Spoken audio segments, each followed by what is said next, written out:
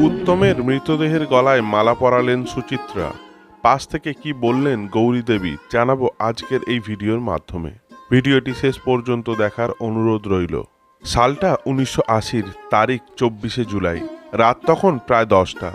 হঠাৎ ফোন বেজে উঠল সুচিত্রা সেনের বাড়ির। মহানায়িকা তখন বাড়িতেই ছিলেন।